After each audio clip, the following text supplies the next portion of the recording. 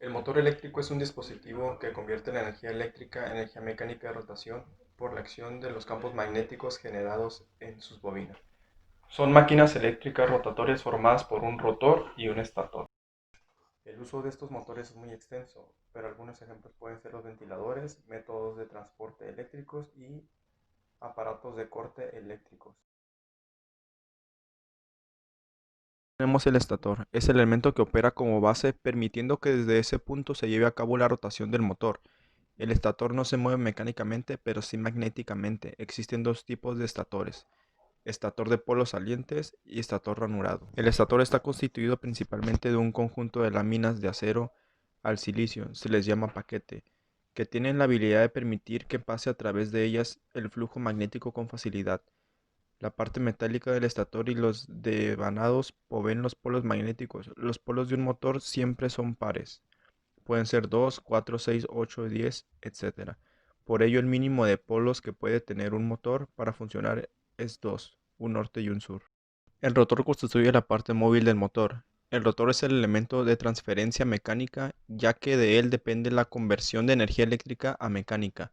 Los rotores son un conjunto de láminas de acero al silicio que forman un paquete y pueden ser básicamente de tres tipos: rotor ranurado, rotor de polos salientes, rotor de jaula de ardilla. El bobinado en un motor monofásico tiene dos grupos de devanados en el estator. El primer grupo se conoce como devanado principal o devanado de trabajo. El segundo se le conoce como devanado auxiliar o de arranque. Estos dos devanados se conectan en paralelo entre sí. El voltaje de línea se aplica a ambos al energizar el motor. Los dos devanados difieren entre sí física y eléctricamente. El devanado de trabajo está formado de conductor grueso y tiene más espiras que el devanado de arranque. Este generalmente aloja en la parte superior de las ranuras del estator, en tanto que el del trabajo se aloja en la parte inferior. El devanado de arranque tiene menos espiras de una sección delgada o pequeña de conductor. La carcasa es la parte que protege y cubre al estator y al rotor. El material empleado para su fabricación depende del tipo de motor, de su diseño y su aplicación.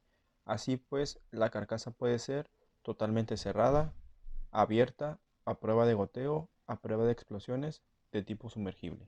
La base es el elemento en donde se soporta toda la fuerza mecánica de operación del motor. Puede ser de dos tipos: de base frontal o base lateral. En la mayoría de los casos, los motores eléctricos cuentan con caja de conexiones. La caja de conexiones es un elemento que protege a los conductores que alimentan al motor, resguardándolos de la operación mecánica del mismo y contra cualquier elemento que pudiera dañarlos. Estos contribuyen a la óptima operación de las partes giratorias del motor. Se utilizan para sostener y fijar ejes mecánicos y para reducir la fricción, lo que contribuye a lograr que se consuma menos potencia. Los cojinetes pueden dividirse en dos clases generales: cojinetes de deslizamiento. Operan basándose en el principio de la película de aceite, esto es, que existe una delgada capa de lubricante entre el eje y la superficie de apoyo. Cojinetes de rodamiento. Se utilizan preferentemente en lugar de los cojinetes de deslizamiento por varias razones. Tienen un menor coeficiente de fricción, especialmente en el arranque. Son compactos en su diseño. Tienen una alta precisión de operación, no se desgastan tanto como los cojinetes de tipo deslizante, se reemplazan fácilmente debido a sus tamaños estándares. Cada motor debe contar con una placa de características en idioma español fácilmente visible y firmemente sujeta al motor con remaches del mismo material que las placas.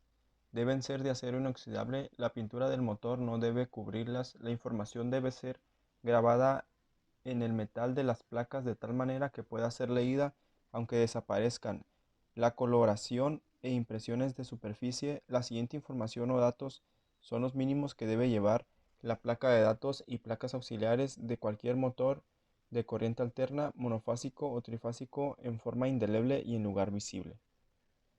1. Nombre de la fábrica. 2. Tamaño de forma de construcción. 3. Clase de corriente. 4. Clase de máquina, motor, generador, etc. 5. Número de fabricación. 6. Identificación del tipo de conexión del arrollamiento. 7. Tensión nominal. 8.